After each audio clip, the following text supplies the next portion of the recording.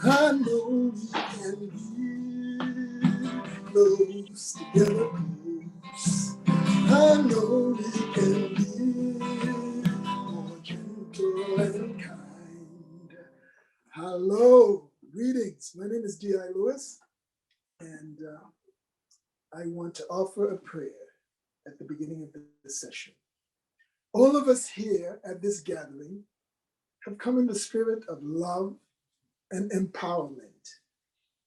Our communities have been ravaged by falling shards of hate, oppression, and pain.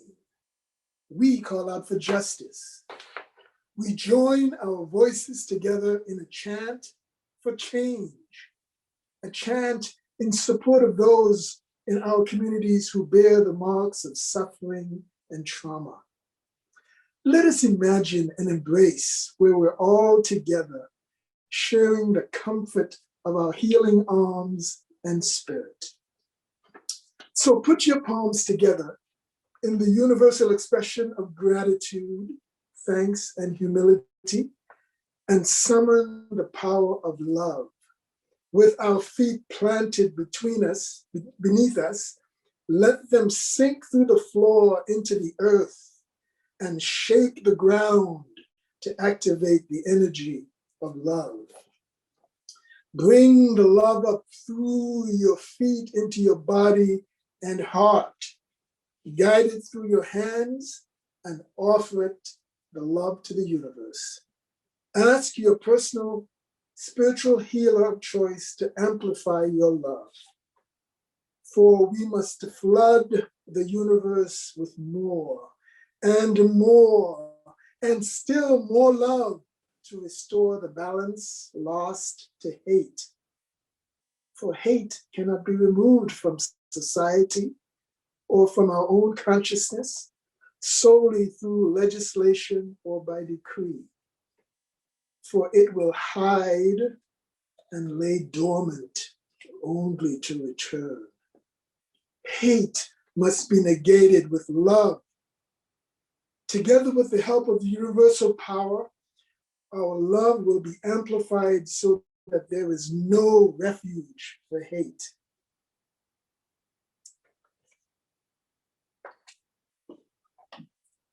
This is how we heal our community and those within it who suffer and are traumatized and feel alone. Let us leave hate at every entrance, every door, every window, and every thought. This is my prayer. Thank you. Welcome back, everyone, and thank you, GI, for opening our Here the Now, Facing Future with that wonderful blessing.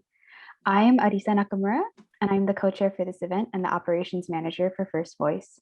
During this section, we are centering the voices of our multicultural children as we hear stories from Black and Japanese fathers and daughters. But first, I would like to once again introduce artist Andy Wong to present the world premiere of the Japanese Diaspora collage. Hi, everybody. I hope you all had a good lunch and that you're ready to settle back in. We're going to screen the second half of the digital collage, and so I hope you enjoy it. I'm going to share my screen.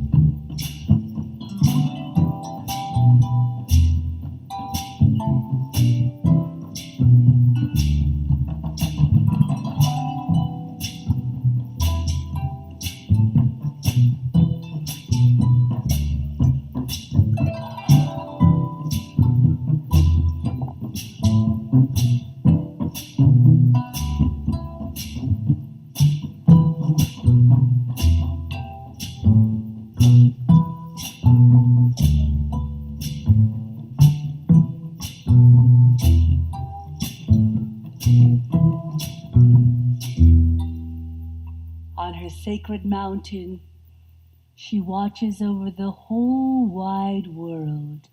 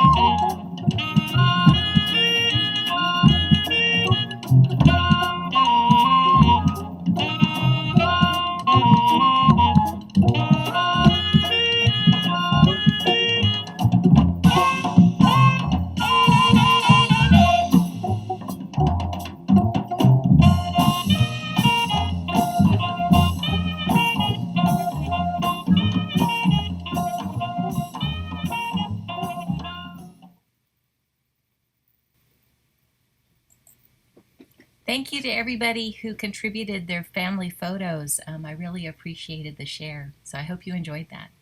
Thank you, Mark. Thanks for all the photos. Hello, my name is Shin Kawasaki. Thank you very much for having me on the Story Circles.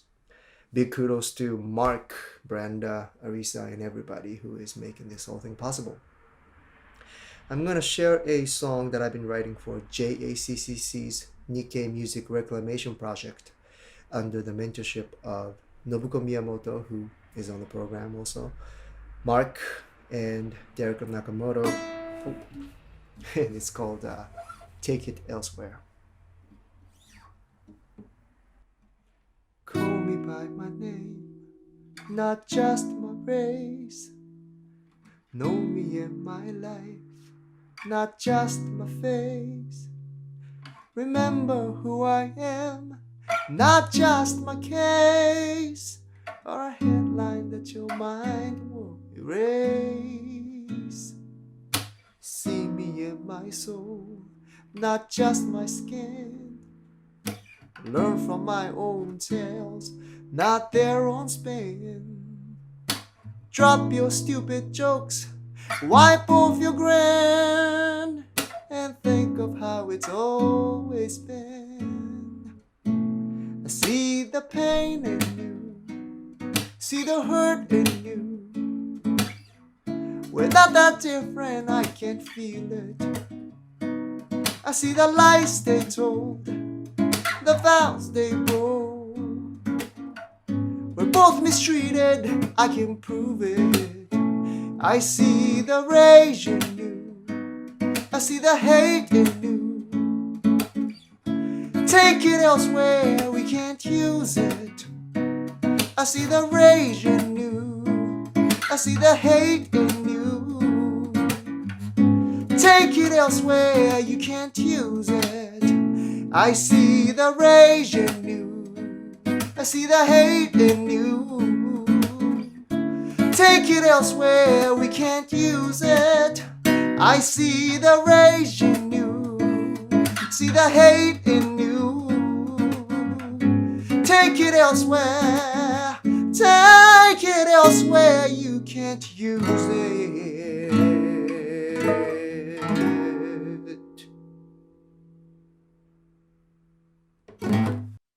Hello, my name is Thelton Henderson, and I'm honored to be the first and continuing chairman of the board of directors of First Voice, a wonderful organization that I've been proud of being associated with from the very, very beginning of its existence.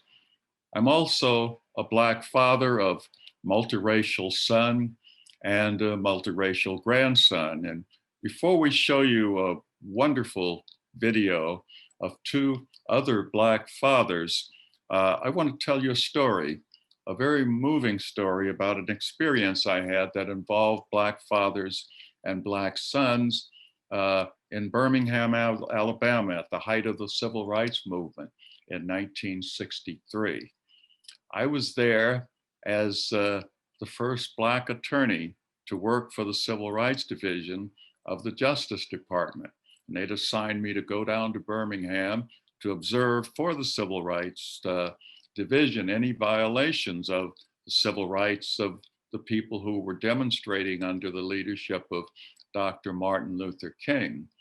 And Dr. Martin Luther King had reached a crisis point in 1963 and the latter part of 1963 because Bull Connor and the power structure in Birmingham had put so much pressure on the Blacks who were demonstrating, and they were all male at the beginning of the demonstration, the Black fathers.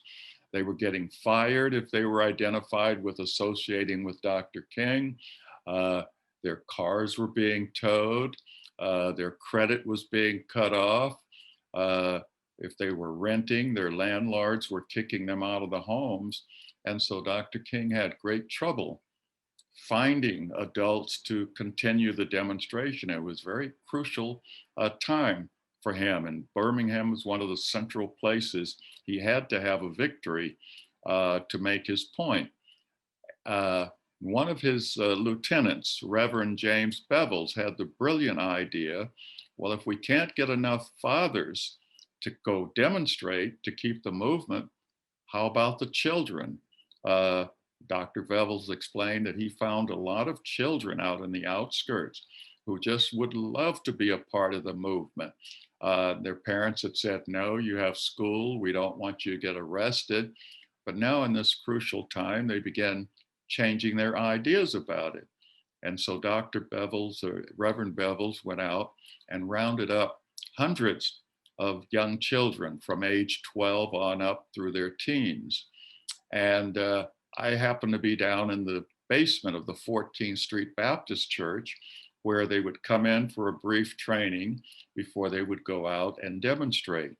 And if you recall, 14th Street Baptist Church was a couple of months after the incidents I'm telling you about now. That's the church that was bombed and the 4 little girls were killed by the people from the White Citizens Council who bombed the church. But anyway, I had the privilege of being down there and seeing these young kids and talk about bravery, come in down into the basement. And most of them were poor. They came from the rural sections. They had on their overalls. Some of them couldn't afford shoes. They were in bare feet. But one of the things that every one of them had, I noted, was a toothbrush and a toothpaste that they wrapped in a face towel that their mother gave them. And they had it in their pocket. And these brave little kids, they knew they were going to get arrested. And in fact, I think they really wanted to get arrested, because then they were really a part of it. And the bravery just amazed me, because if you've seen the newsreels, especially during Black History Month, they show this every year in February, of these young kids being swept down the street by these powerful fire hoses, and these young kids being attacked by the dogs that they had. The dogs would attack them and bite them, and being hit by cattle prod. And it's just one of the most, I had a lot of experiences during those years with the Justice Department in Birmingham, in Jackson, and Selma, but this is one of the most memorable experiences I had, watching those young kids do their part and standing shoulder to shoulder with their fathers who were no longer able to participate fully as they had want to do. And I just thought I would share that story with you. before we next show a very moving video of two other Black fathers. I hope you enjoy this video. Hello, everybody. Hello, Dr. Rooks. Thank you so much for joining us here today for the Japanese Diaspora Story Circle event with First Voice. I just want to introduce Dr. Rooks to everybody briefly. He is a critical race and ethnic studies scholar in Asian and Asian American studies at Loyola Marymount University, where his courses include multiracial identity and contemporary issues in APIA communities. Dr. Rooks, maybe we should start with you telling us a little bit about your parents. Well, good afternoon, Tony. Thank you for allowing me this opportunity to share my story with you. Well, my parents met during the occupation in Japan. My father was with the U.S. Army, and he was working. Actually, I think he was in charge of the NCO club at the time, and doing other duties there. He played on the Army football team, and my mom was working as a translator there at Camp Zama in Japan. She had gone to a missionary school, so she had some basic English skills, and so the need for translators, she was able to get a job there. Well, apparently a friend of hers who also had a similar job, liked this guy on the football team and wanted to go to this party the football team was having. But my mom's family wouldn't have allowed her to go by themselves. So the two young women told each of their families that they were going together to go to a movie or something. And then they snuck off to this party. And apparently my dad saw her. He went over and tried to impress her and didn't do a very good job of it, but he was persistent, my mom said. So eventually she relented.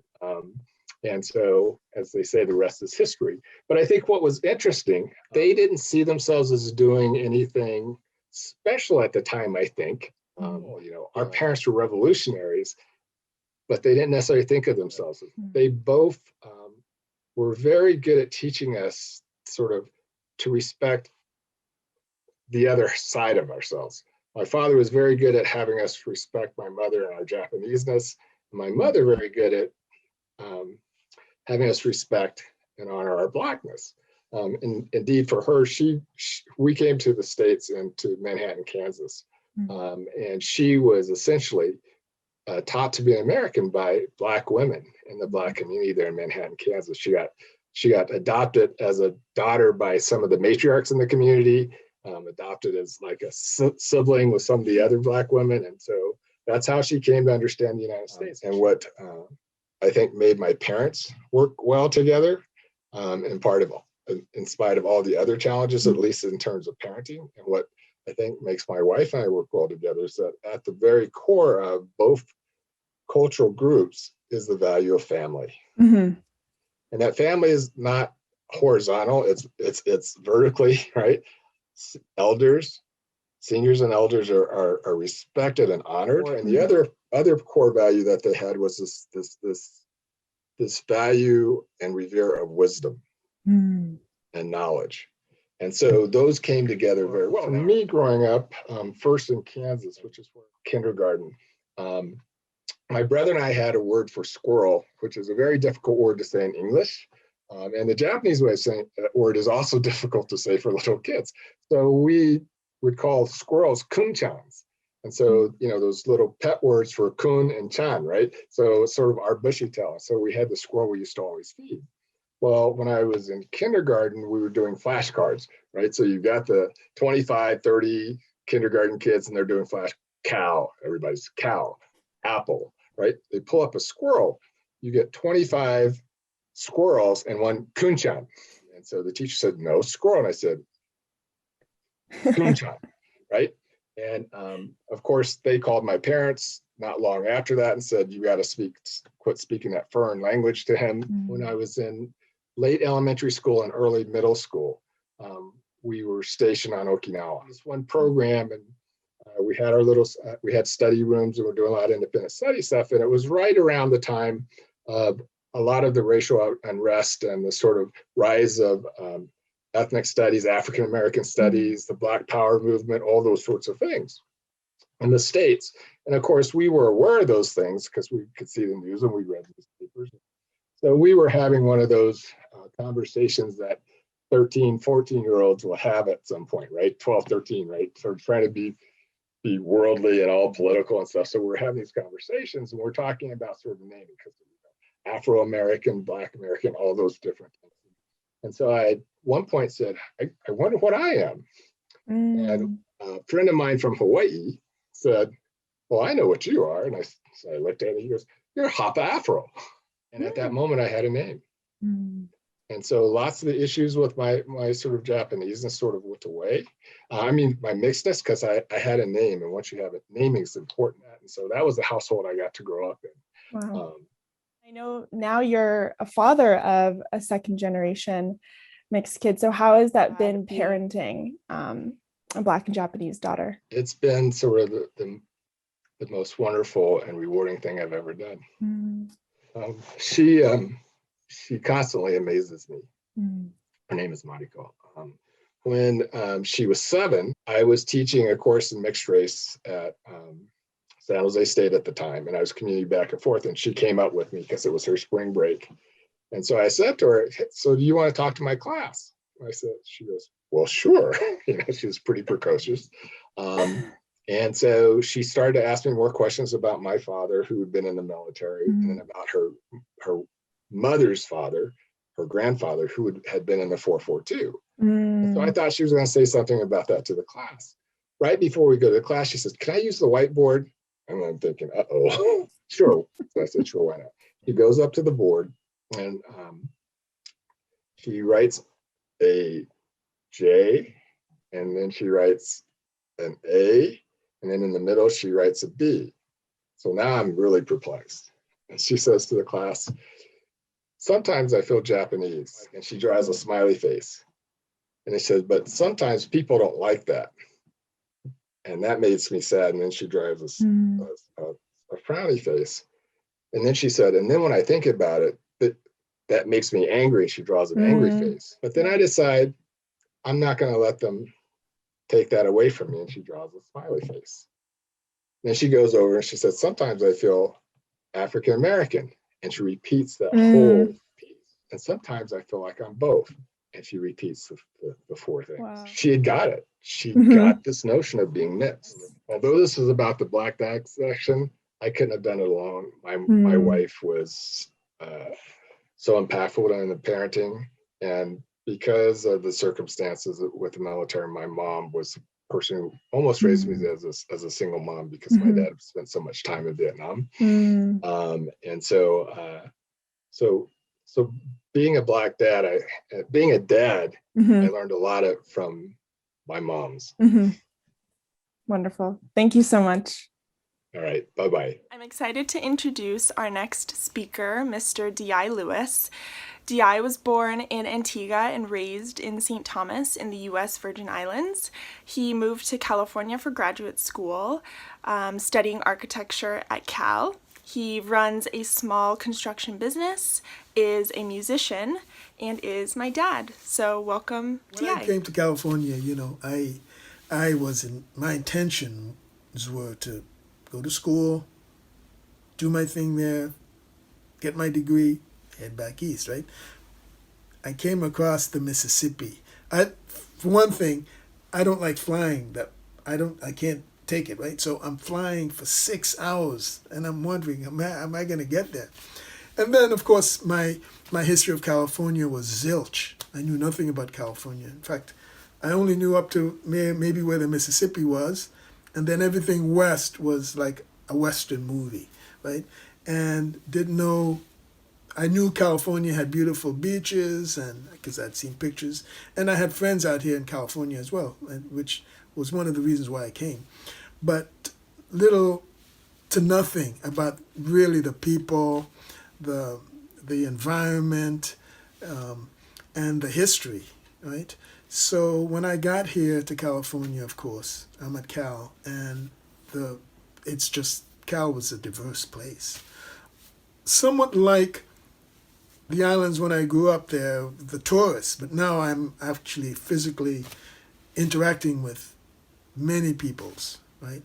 And that was totally cool. I really enjoyed that. And it was in that process that I met my wife, and it was just a cool meeting. We were in a studio in the architecture building. She was in one studio and I was in another on the same floor, and we struck up a friendship, and it kind of grew from there. She's from Canada, Japanese Canadian, right? And one of the first things out of the blue she says to me is, "You want to go to the temple?" And I said, "Temple? Okay." And she says, "Oh yeah, just the Berkeley Buddhist Temple is just down the street from here, right? And short walk from campus, not a problem." And so, I figured this is going to be interesting because it's sort of the education of D.I. Lewis, right? The re-education of D.I. Lewis. He knows nothing about Asian culture. He thinks he knows about Chinese food. He knows nothing about Japanese food and Thai food and Korean food and all that good stuff. And this is his chance, right? So I said, great, yeah, well, I'll go to the temple, and we go down there, and I sit in the back, right? Because I don't want to make a big fuss, right? And I kind of walk in, and great welcome, and we sit down, and it was pretty easy the first time. And then, she says, "Oh, you want to go to the temple?" And I said, "Again?" I thought it was a one-time thing. But no, so we go to the temple several times, right? And over the period of several months, Joyce is introducing me to a lot of different things, Asian culture, right? I mean, we go on this bus trip to Los Angeles to a reparations gathering, and I knew nothing of Japanese American history and Japanese Canadian history, of them being incarcerated, right? Nothing. That never came up even in one of my high school classes, right? It wasn't talked about. And so I was totally blown away by that experience. And then when we get back, we're doing other things in Japantown in San Francisco. She takes me down to Japantown in San Jose. We go on ski trips with that San Jose Nikkei Ski Club at one point, and that was really cool. It was just amazing. I mean, if I had to pay for this education, I couldn't afford it, right? And then the whole thing of kids, right? Well, of course, marriage was easy to talk about and to do, but kids, right, is the biggie, right? And the only thing about kids that I remember, right, it's like the prenup, but for the kids. She says, they're going to be Buddhist. And I said, "Oh, really?" And I said, "Oh, okay," right? I wasn't a devout practitioner of Christianity.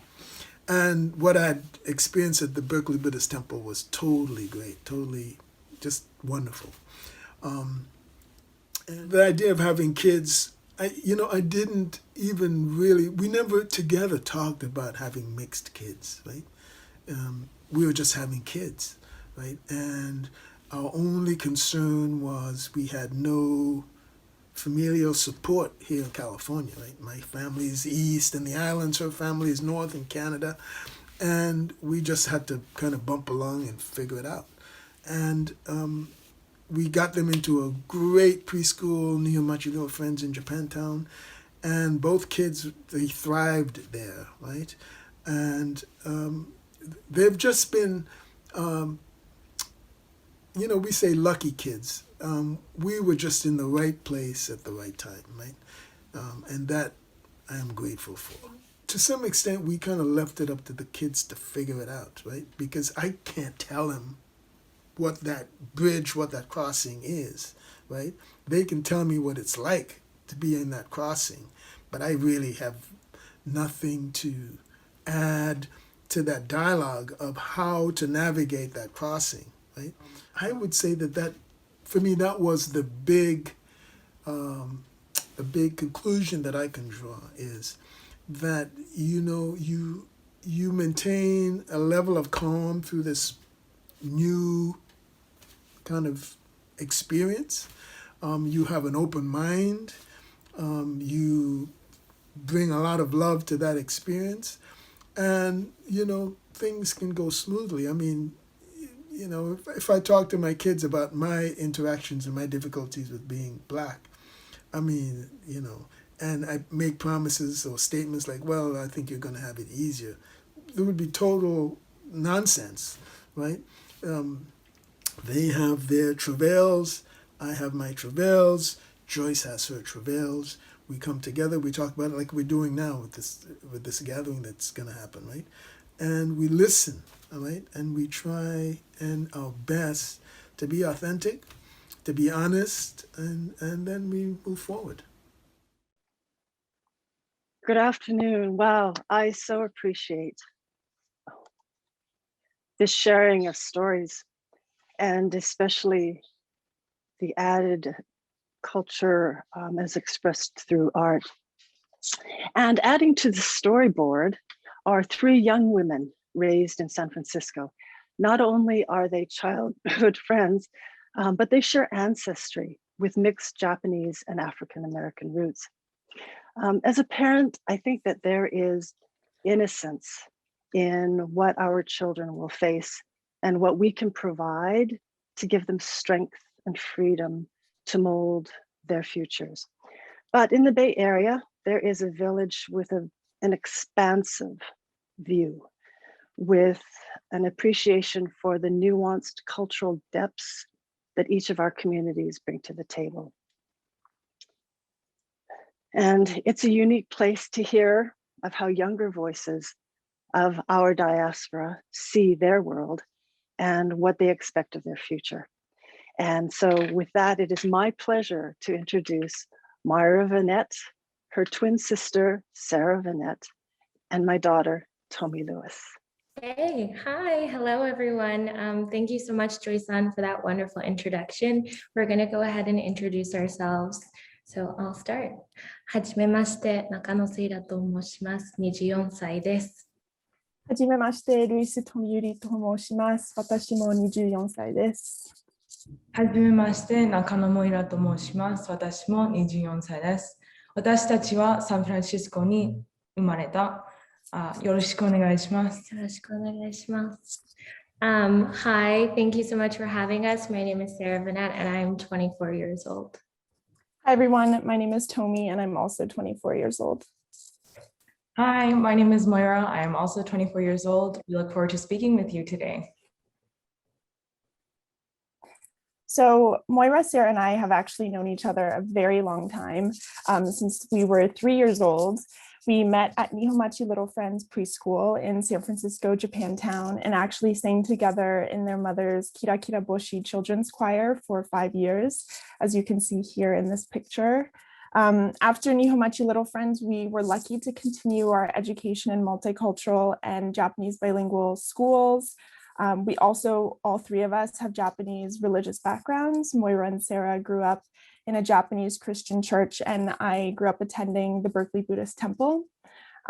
So in a very real sense, the Japanese American community was definitely like a second home to us.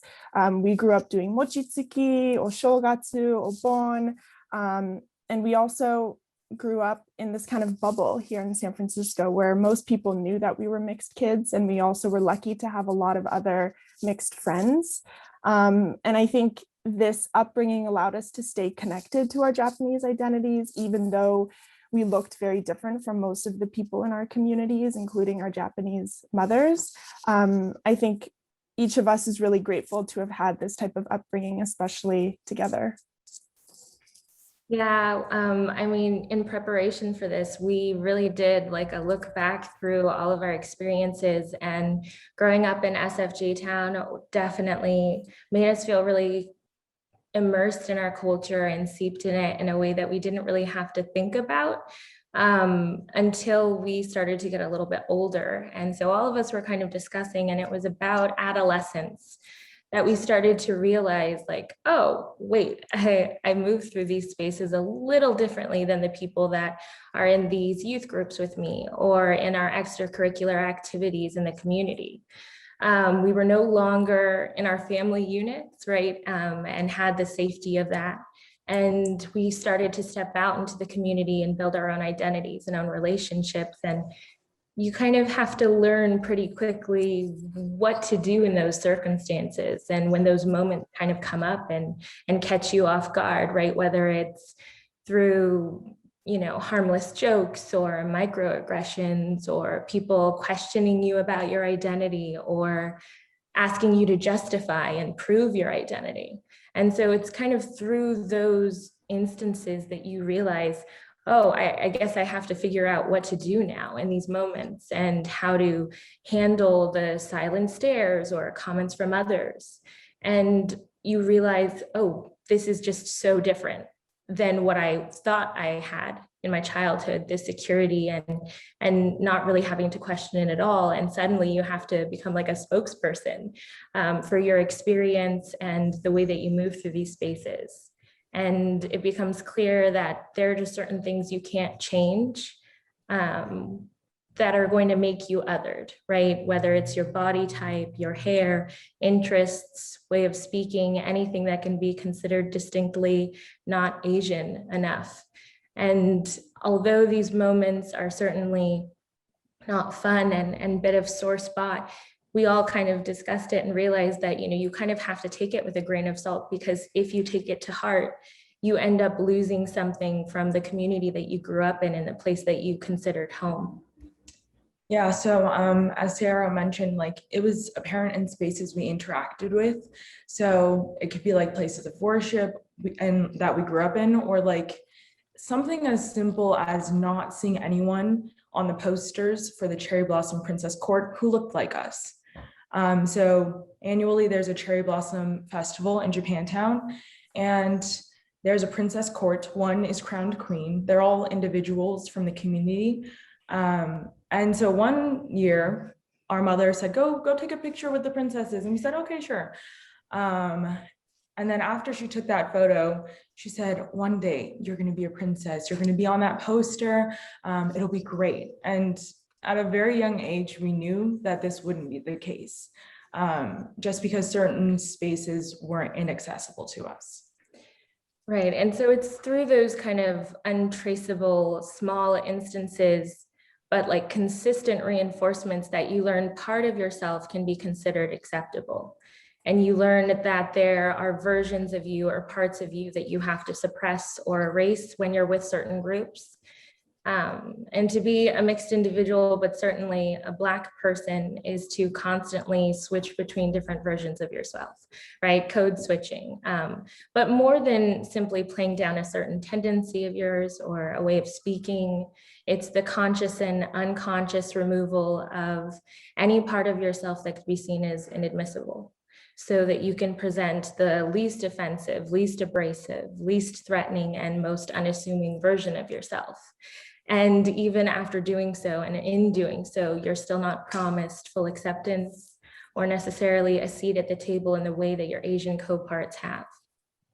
Yeah, and I think all three of us have continued to navigate exactly that, kind of going through this process of reconciling how we present and who we are. I know that for me, when I went off to college on the East Coast, I quickly realized I was no longer in my usual community, where there was a Japantown, where there was a Buddhist temple that I could go to, that people knew my background. I was in this new environment where people didn't know that I had grown up eating Japanese food at my obachan's house or attending Japanese school. And I think people were confused why I knew how to use chopsticks, or why I put my hands together to say itadakimasu before I ate my meals. And I think being Black had obviously been my reality for my whole life, but I was no longer in my little haven at home where I felt like people understood my identity.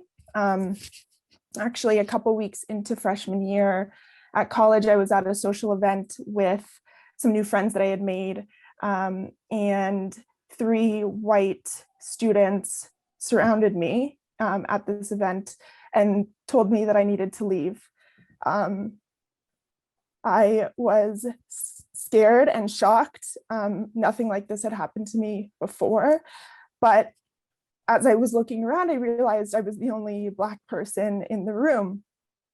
And I was fortunate, though, at the time that I had began attending the multiracial and biracial organization on campus, which helped me kind of process this experience. And it was definitely through the conversations we had in that space and the friendships that I built where I was learning how I could center and uplift and support not only my own voice and experiences, but also the voices of my mixed Black and mixed Latinx friends and peers.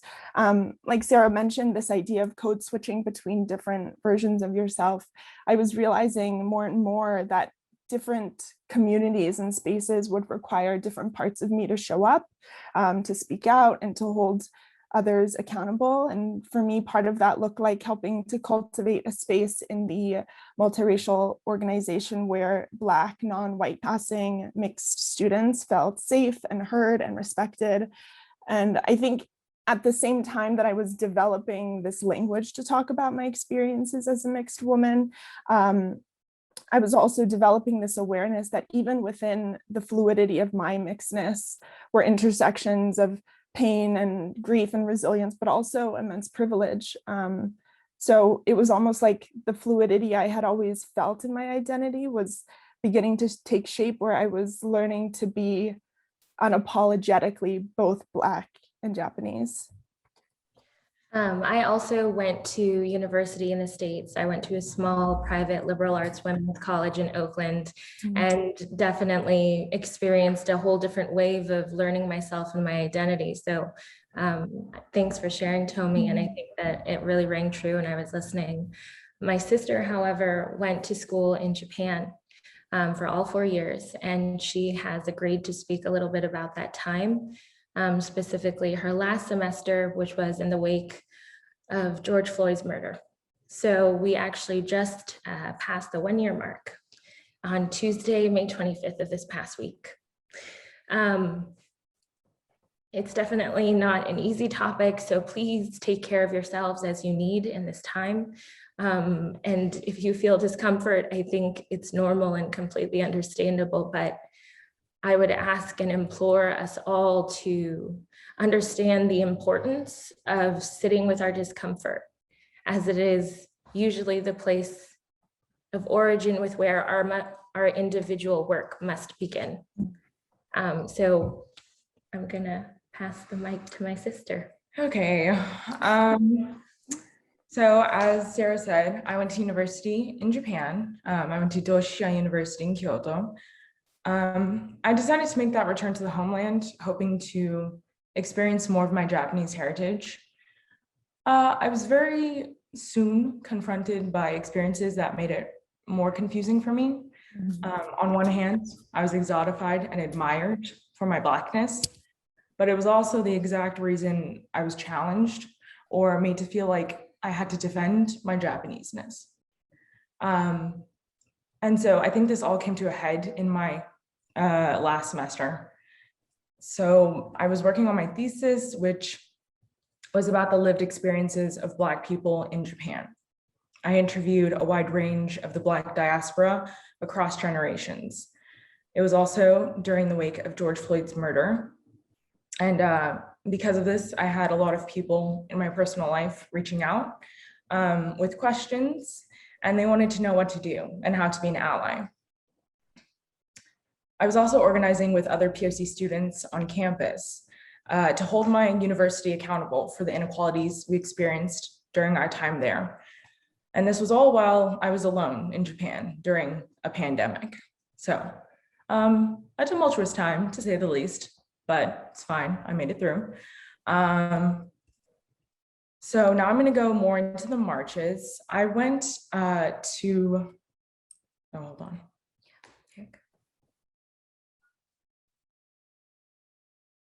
I went to the Black Lives Matter Kansai March in Osaka and the Black Lives Matter March in Kyoto. So the first thing I want to say about these marches, they were policed in the sense that we could not call them a protest, nor slander the police or Japanese government. So this included chants we were saying or anything written on our signs.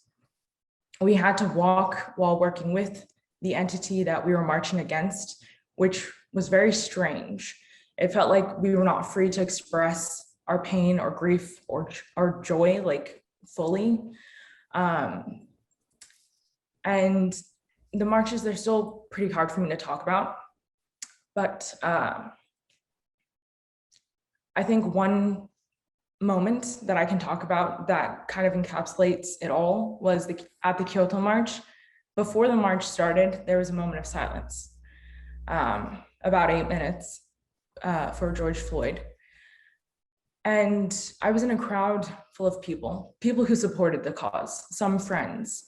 But in that moment, I felt the gravity of the moment and the silence. And so I began to cry. And I wondered at that moment if any other Black individuals felt the same way as I did, standing in that crowd. So 2 last photos I would like to share with you. I would like you to really just think about the juxtaposition between the 2 photos. So this is the first out of the 2. This happened at the Kyoto March. I didn't see this until after the marches on social media. This was at the front of the march and I was walking at the back. But so there was a white expat who decided to walk to the front and had a sign that said "All Lives Matter." Yes, so, I mean, understandably, many of us were enraged. So that's the first photo.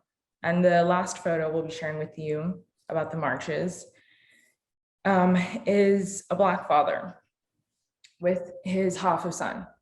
And the signs they're holding says, "Onnaji desu, anata to watashi no taisetsu sa," which loosely translates to "your importance and mine are the same."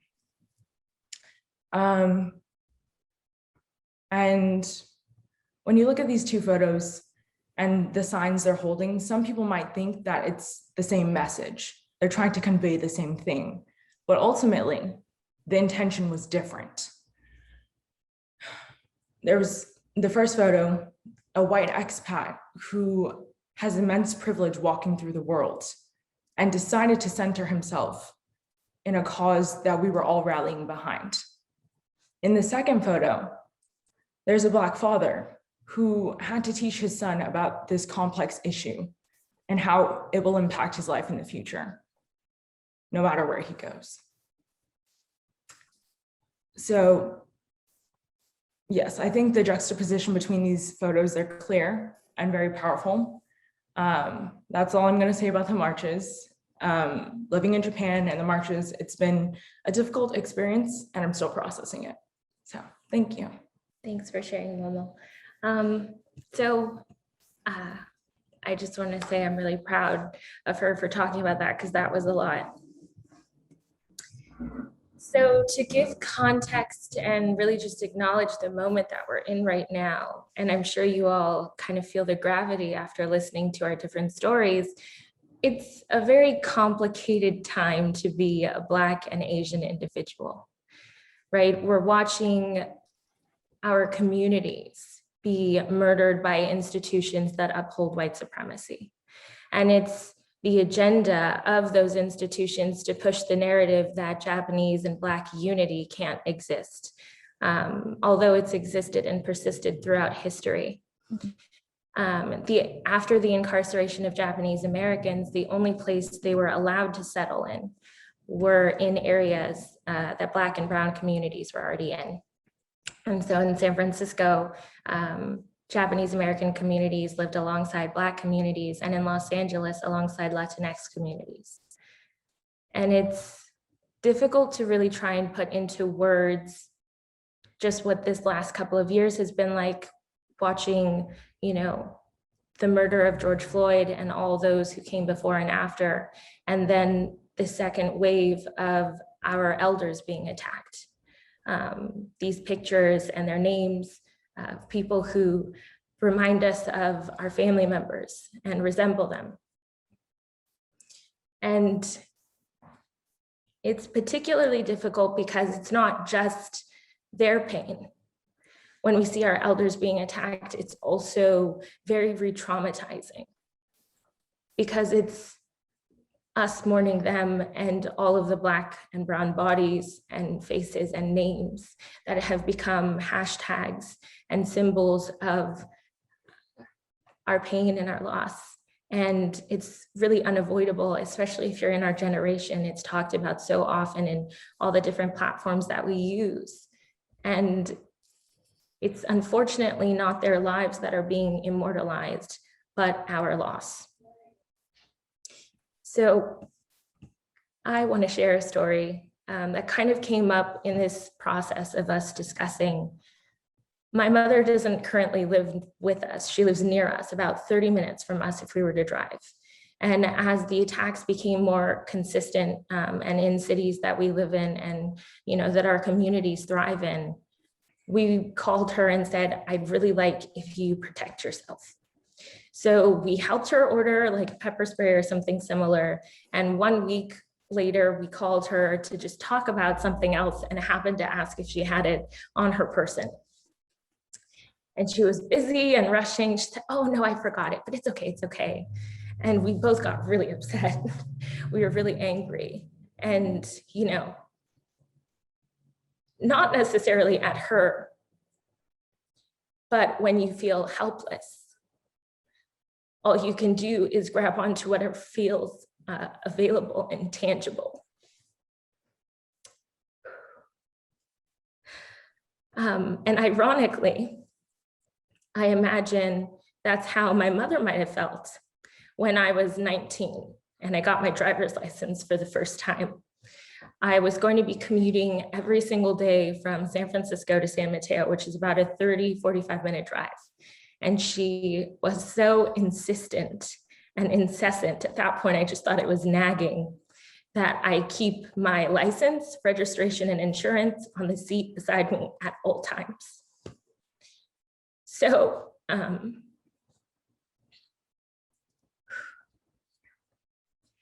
it's in those moments that it's very easy to become consumed by grief and frustration and helplessness.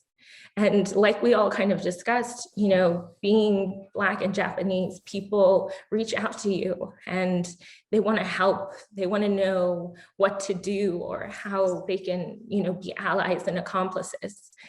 And I don't know that any of us can give a definitive answer and speak on behalf of everyone in our community. But I think that stepping into spaces like this is a wonderful way to start with humility and coming ready to listen and support and uplift and learn from one another.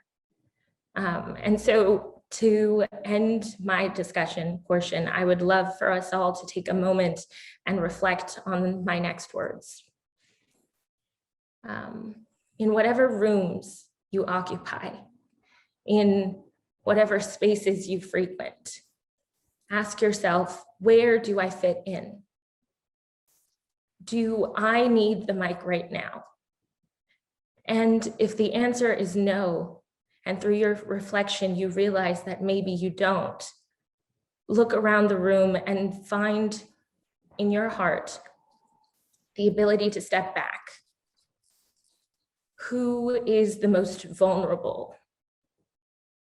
The person who is in most danger, risk, whose humanity and livelihood is being erased or challenged. It's in the voice of that person who has lost the space to speak, or their land or their community, that we find ways that we can begin supporting. And finally, I want to go ahead and finish with a treasured memory of the three of ours. So as you now know, we've known each other for most of our lives, and you saw pictures of us as like little babies and toddlers. This is a more recent set of photos. This is from 2018 when I came to visit my sister and our family who are located in the Kansai region of Japan. And Tomi was actually teaching English through a string of different Japanese cities. And we were trying to figure out logistically where we could meet up. And Nagoya was where we were able to connect with one another. And we ended up taking like the first bus out. We were so tired, but we're really excited to see Tomi. We got to Nagoya and we linked up. And I'm sure we did a lot that day, but I don't remember a whole lot. I do distinctly remember not caring or really recalling the stairs. And if you've ever been a visitor in Japan and look distinctly not Asian or Japanese, you're very aware of people looking at you constantly. And so I don't remember the stairs. Not necessarily that they weren't happening. I'm sure 3 Black girls on a train in Japan were getting looks, but I was just so happy and overjoyed that the 3 of our lives and all the different directions we'd been taken in brought us to that moment, and that we got to have a piece of home in the homeland. And I remember us laughing a lot.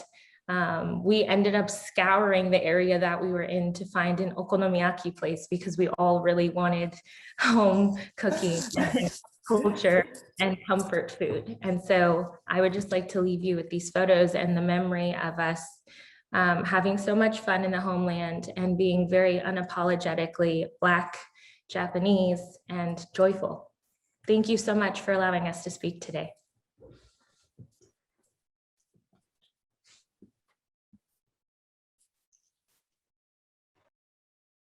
I also just want to thank Moira and Sarah so much for coming on this journey with me. We got to discuss we've known each other for a long time, but have never really had the opportunities to go so in depth in our experiences as mixed women. So thank you, Mark and Brenda as well, and Courtney and Adisa for helping to facilitate and cultivate this type of space so we can all share together.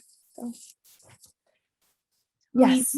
Thank you so much to all 3 of you for I'm feeling really emotional because I just I'm so grateful for your bravery and your vulnerability to share your stories with us today. And I think it's really important for you to continue to share those stories in all of the spaces that you're in and be unapologetically you, like beautiful you, right? And share all of the beauties that you have to offer in your identities. And yeah, just thank you so much. So my job right now is to share. Tomi and I are about to open up and discussion or really just open up the mic.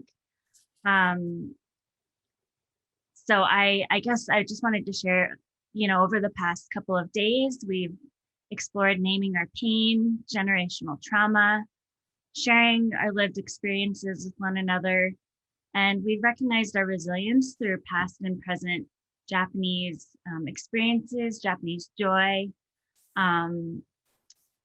generational carrying forward. And this afternoon, as you just experienced, we centered the voices of the diaspora's multicultural children as we all now face future together.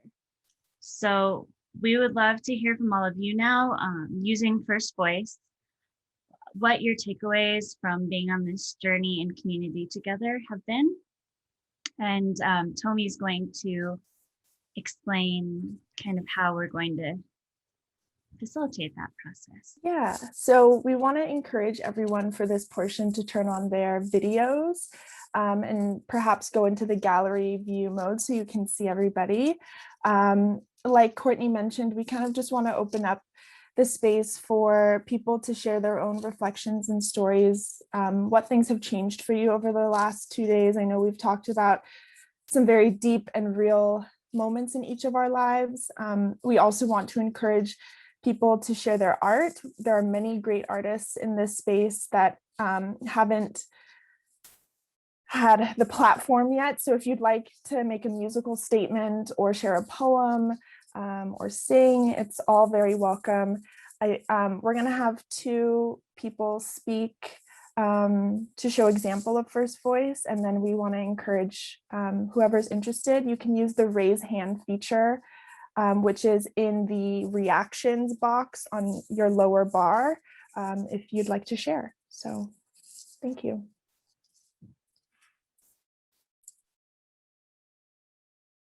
I think Brenda now will introduce Lois. Listener. She's been here the whole time, and I wanted to have her report back to us what she feels. She's also a J-Town girl. Deb?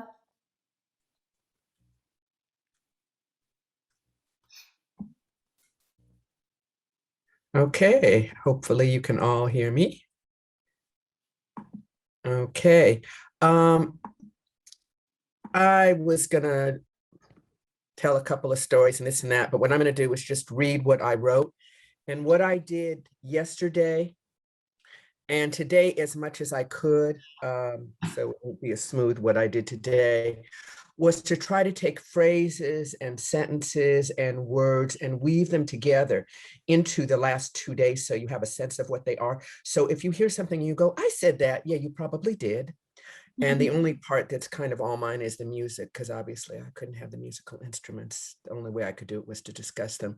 But everything else is something that was either said that I took notes of, not in the small groups, but you know, the presenters, or it was taken from chats. Hearing story talk, circles of healing. From the occupied lands of the Ohlone people, from the native lands of Cheyenne, Arapaho, and Ute, from traditional Nonatak land, Mukma and Ohlone Chochneh land, Wapango and Nimiq land, from the land of the Kiz, Gabrieliona and Tonga peoples, Yilamu, Ohlone Ramatush. We are here. We are connected to and responsible for these lands today to make sure that the dark times will not happen again. We bring our historical trauma and the harsh reality of today to the reconvening of our tribe, here with our culture bearers, wisdom keepers, us, all of us, with our difficult stories that are important to share. When you are of color, you never escape history. All our communities are struggling with oppression and racism, inherited shame. All of us carry generational trauma. We carry fear of walking our streets, of our elders and our children leaving our doorsteps. And now they don't expect people like us to do what we can really do. But remember, we've always endured, created the birthplace of another culture, us, all of us, holding up the mirror of what it means to be Japanese, centering all the pieces of ourselves into one unified truth of what it means to be human. Your importance and mine are the same. Whose humanity is being challenged or erased?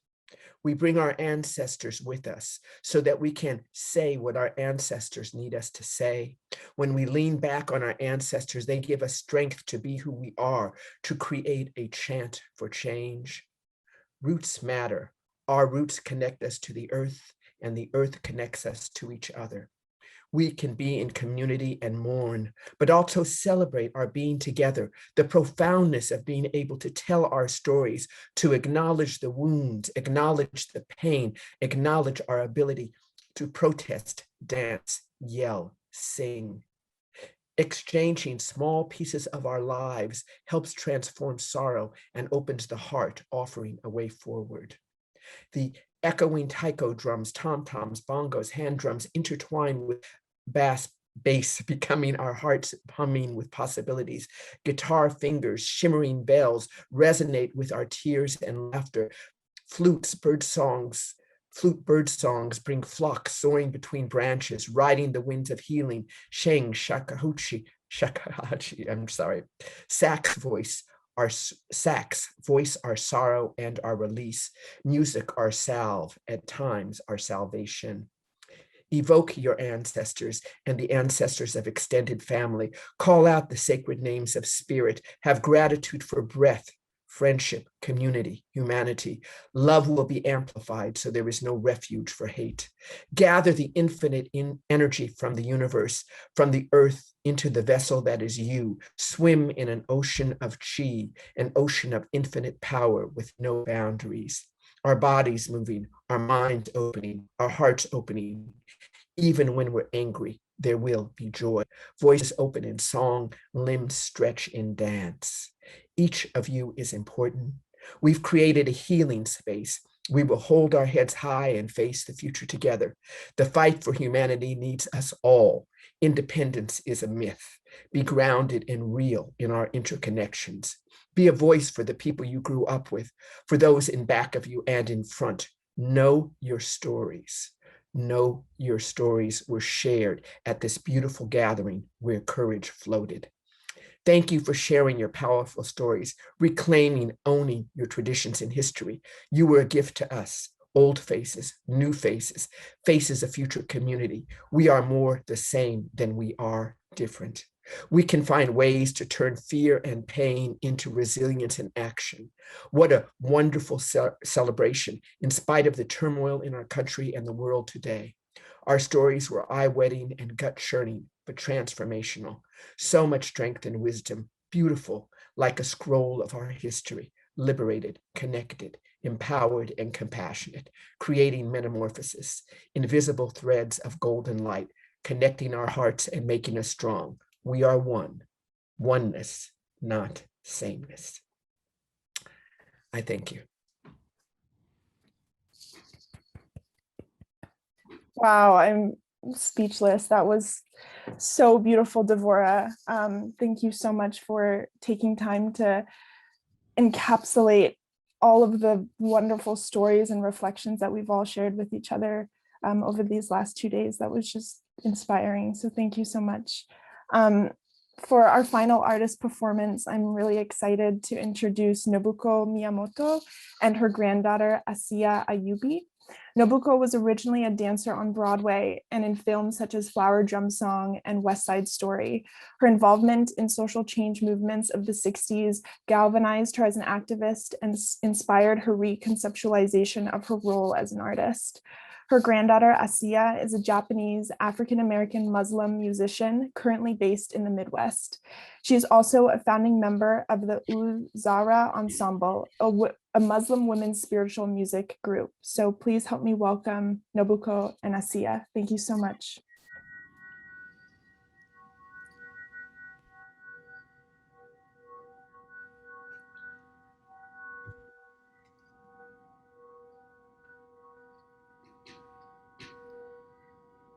I can only add this.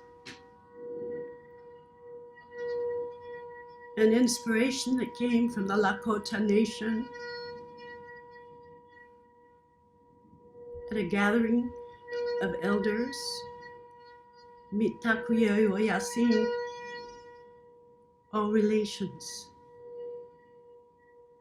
This song was blessed by Wallace Black Elk, who wanted me to take it into the world.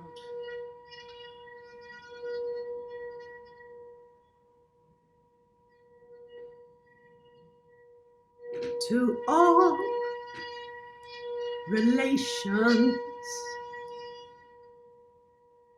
Mother and Father Sky,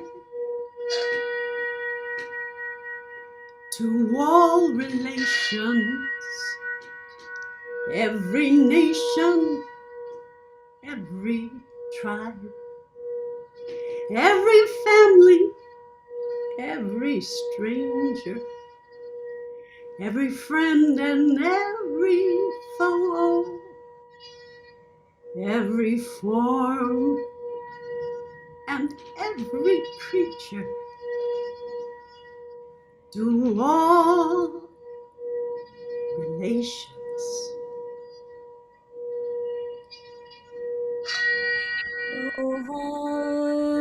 المبعوث فينا جئت بالأمر المطاع جئت شرفت المدينة مرحبا يا خير داع طلع البدر علينا من ثنيات الوداع وجب شكر علينا هذا عن الله ذا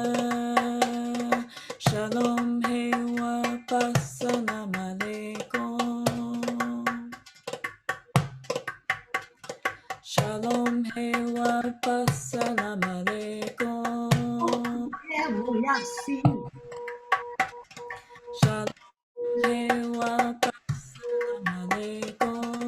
Voy así.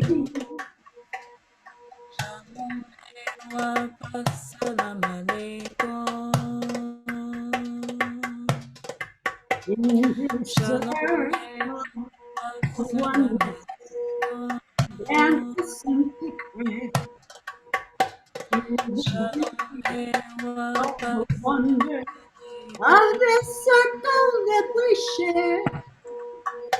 In this circle of oneness, all each one knows.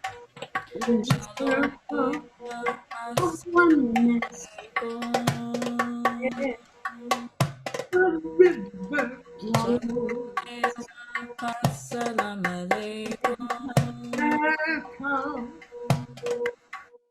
of oneness.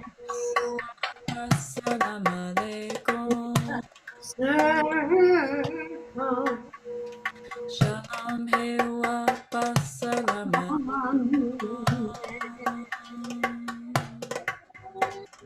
Shalom Hewa Pasalam Alaikum.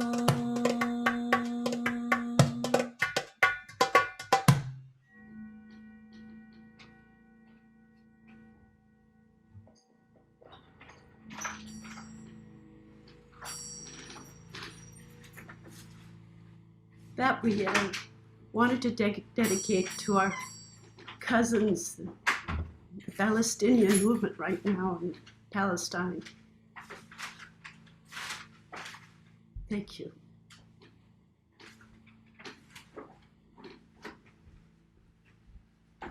Oh, I'm sorry, it's me. I'm not finished. So we're going to finish with this moment of joy. And I'm going to just do it with you, and hopefully you'll just pick it up, like what it's meant to do in the gathering of joy, which is Obon, and which my sister, PJ Hirabayashi, is such a joyful being, started us off with. So everybody, if you can stand up and create a little space around you, that's fine. If you can't and you just want to do it from your chair, that's okay. If you have a fan, that's good. If not, just use your hands. This piece is called Bambutsu no Tsunagari, which means 10,000 things all connected. So maybe some of you have done it at Obon. It comes from the Fandango Obon project, which Quetzal Flores and Martha Gonzalez and I started about 8 years ago, a festival that brings together Asian, African Americans, Latinos, Muslim Americans into one circle to celebrate the earth. Okay, here we go. You're going to hear Reverend Moss here at the beginning.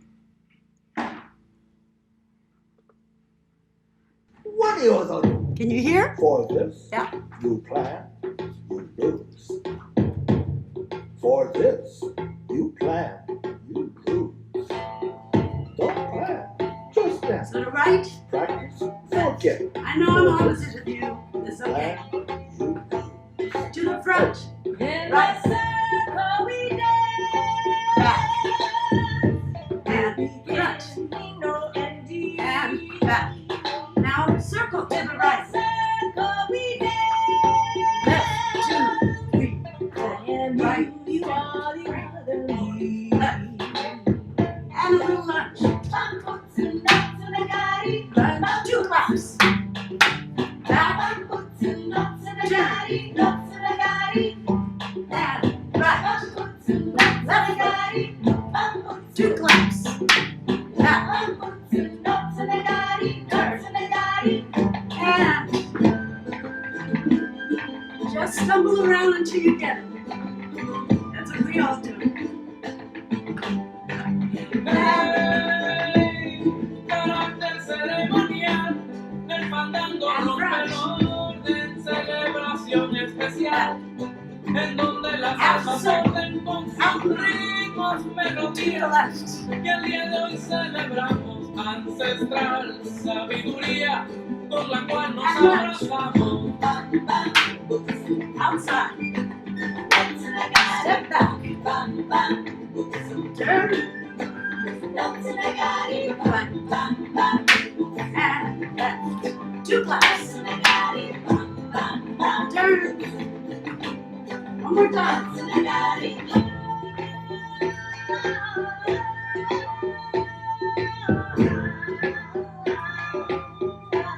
To the front. And back. Like the moon in the sun, in the circle we dance. Let our hearts be the drum. And lunge. Bambutsu, notsunagari, bambutsu, bambutsu, notsunagari, notsunagari. One more time.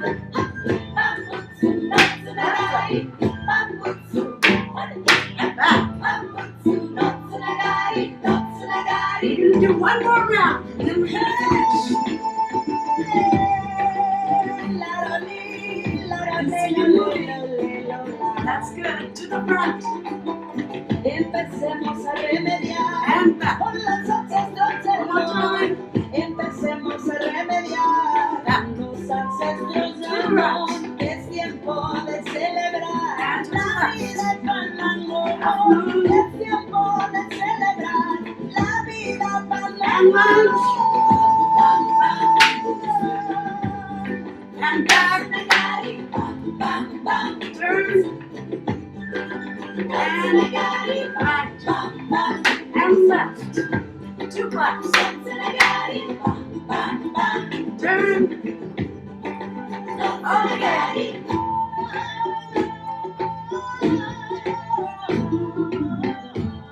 Thank you so much. Thank you so much for dancing for joy. Thank you so much for inviting us to be part of this beautiful gathering. And I give it back to you. Thank you so much, Nobuko. Sorry, I forgot I was supposed to. No, it was just beautiful. Nobuko, it's such an honor to have you with us. As I said yesterday, Nobuko is my first sensei, and she's still just beautiful, and just still the whole thing of showing the power of joy. And she was one of the first people I went on tour with. She invited me into her band, and so that was quite an honor too. We went to Hawaii together, yes. And Kenny was in the first band also. Kenny, he was before Wow. you, yes. I bet. Well, we're coming to the end, everyone, and it's been such a joy. It really has, and I hope you understand why we culture bears exist. We do. You've seen it, right? You know that we remind us that we're alive. We tell our story. We weave us together, and I hope that you feel it. This energy, this golden ball of energy that we've all created over the past few days. I'm teary. It's hard to. It's so powerful. I just think of all these threads coming from Maseru Lesotho, our son Keke in Bath, England, my cousin in Hong Kong, and Kenny and Noi out in Honolulu, and Jason out in Urbana, and Courtney in Denver. And it's just like it's a miracle that we're all able to connect like this. And just if you think of his golden strands of energy that comes together, and it's true. The love that Di was talking about can one candle in a dark room can show you where the door is so you can get out. So I'm sure we've created way more light than just one candle. So thank you all so much, and I hope you see that joy is the juice that helps us keep going. And that the Japanese diaspora showed us that we come in all shapes, sizes, and colors, and we're related to everybody. I know there's a lot of talk about we need allies, we need allies. We are family. Family's better than allies. Allies can change, but obviously you just saw that, so we are family. I want to thank all the artists and visual artists. Andy, that was a beautiful collage, and Tashi for all the videos that you created, and Nancy Ukai's videos, and so many people created beautiful videos. Reverend Yoshi, there's, I'm forgetting, sorry if I didn't name you, and then all the musicians who just started to share. Thank you all. I hope everyone realizes that we wisdom keepers are essential. So I hope that people see now we're more than entertainment, and we're more than bringing foot traffic to a commercial zone. We're really essential to the soul of our people and to all people. And artists need to be able to continue. It's very, very important that in order to fight back against silence and invisibility, we have to have voice. And our artists give us voice, and our artists give us courage, and our artists pull us together. Yep. Thank you for being on this journey with us. Thank you, Brenda. Thank you, Mark. Thank you for bringing this family together. Good to see you, Nobuko. It's been a while. And beautiful granddaughter. Thank you. All right, thanks to your whole team. Love you. Thank you, Jan. Yes, and thank you for reminding me. I'm so sorry. We couldn't have done this without this incredible team. Arisa, Aaron, my goodness, thank you for keeping it all together. And Arisa for keeping everybody organized, and Courtney for bringing all your wonderful friends and people together from all over the place and organizing us, and Tomi for really, I just don't think we would have thought of what you were bringing up, that non-white passing appas have a totally different experience. So really appreciate all you brought. And so we're going to end now. As we said, Mark and I like to go to church. We go to church, we go to temple, and one of the temples that we used to go to all the time is Reverend Kobata's temple. A little bit about Kobata Sensei. He's legendary. He's legendary. He's, I think of Reverend Yoshi and Kobata Sensei as kind of like, these wonderful bookends we have. There's a story about how a long time ago, I guess in the 70s maybe, J-Town San Francisco was trying to organize after redevelopment, and a bunch of young JAs were standing around. This is a legend Wes Nihei told me, and didn't know what to do, but Reverend Kobata called everybody together, and Wes remembers Reverend Kobata standing there with black shades and a black leather jacket and black jeans and telling everybody, if you guys don't do this, nobody else will. And I think that's what we're saying now. If we don't stand up for ourselves, nobody else will. So without further ado, I think I'll have Kobata Sensei bring us home. So Sensei? Okay, Brenda, thank you for the invitation and inspiration to bring us together. And I don't remember that anecdote. I never had a black leather jacket. But anyway, it's such an honor to be part of this group. And, I'm the least artistic, I'm sure, of all of the people that have performed. But then at the last moment, I just thought to myself, well, what can I play? And so this was the only thing I thought of. So I'm going to begin and close my closing meditation reflection with this. They call it inking in our tradition. And it in Japanese, well, the idea is that it's a calling bell. It draws our presence, our attention together in the moment. So with that, I'll begin with this reflection.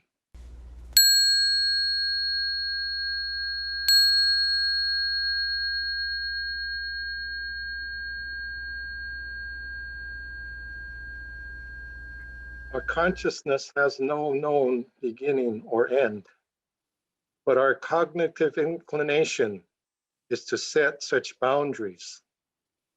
Since D.I. Lewis opened this segment earlier, we now come together to provisionally conclude and begin the new future together. The iconic Enso symbol represents a timeless circle of no beginning or end and vast emptiness of all-encompassing space. The history of physics identifies our material diaspora as the Big Bang. Anthropology determined that the diaspora of Homo sapiens began about 70,000 years ago, eventually spreading to the Japanese archipelago. The diaspora from the Isles of Japan have been historically identified as the serendipitous arrival of Nakahara John Manjiro Mung in New England only about 170 years ago. The first official arrival of our Japanese ancestors in North America occurred with the landing of the delegation of representatives of the Imperial Court in San Francisco in 1860. During the following 160 years of immigration to North America, for now over 5 generations of encountering discrimination, alienation, unjust incarceration, but also acculturation and multiracial blending, enriching the Nikkei diaspora experience. This weekend, we have been invited, inspired, curious to join together, to see, hear, feel, sense, and reflect together, telling our story, standing our ground, and face the future together. Many artists have shared their particular talents in varied idioms and expressions of art, A-R-T, alive, resilient together, of being alive, aware, loving, inspired, valued, engaged. Though our lives are but fleeting ripples in the eternal flow of time, we each leave our unique influence upon our surroundings. May we who have joined together for this historic First Voice Story Circle, guided by wisdom, vitalized by compassion, continue to engage the person, both ourselves and others, that we may all fulfill an ultimate meaning of life, which is the art of our oneness, the Enso of life. In gratitude, Okage-sama de. Namo Amida Butsu. Namo Amida Butsu. Namo Amida Butsu. Namo Amida Butsu. Namo Amida Butsu.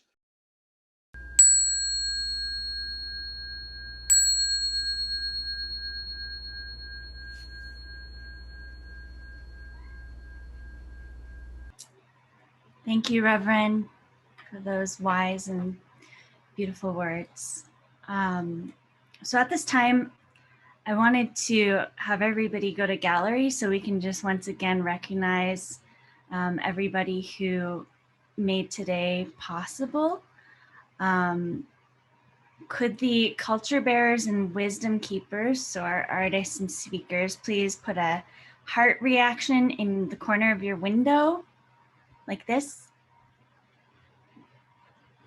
Yay. Thank you, everyone.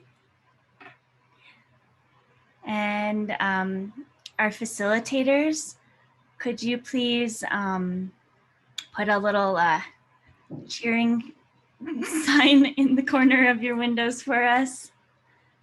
Thank you to our facilitators. To the team, could you please put a clappy clappy emoticon in the corner of your screens? Thank you so much, Brenda and Mark, for your leadership and your artistry and your mentorship. Thank you, Arisa and Aaron, for keeping everything going so seamlessly, and Tomi for being such an incredible champion for our community and for the voices of everybody. And I think that was, and then thank you everybody for being here. This has just been such an incredible, life-changing experience that I think we'll all carry with us. And we did record the parts that we said we were recording, and Lisa Doi from Suitor for Solidarity offered to help us edit it together so we can have it available to stream for people who weren't able to be here. So we will let everyone know. But I'm gonna send it back over to Brenda for a quick. I hate to close this up. I just love being with you all so much. It's such a once in a lifetime opportunity. Maybe we'll get another grant. We can do it again. But thank you so much. We want you all to, well, before we do this, I do want you all to please fill out the survey. We have a survey going, and that'll really help us. And maybe we can get another grant and do this again. And we'd like you all to unmute so that we can all wish each other a yoroshiku. So put yourself on gallery view so we can all cheer each other on. It's rough out there, but we got each other's backs. Okay, so if you don't know how to say this, yoroshiku! Yoroshiku! Onegaishimasu! Thank you. Mata aimasu. Bye. Thank you, Mark. Thank you, everybody. Thank you. Thank you. Thank you. Much to me, meant so much to me. Oh, thank you so much.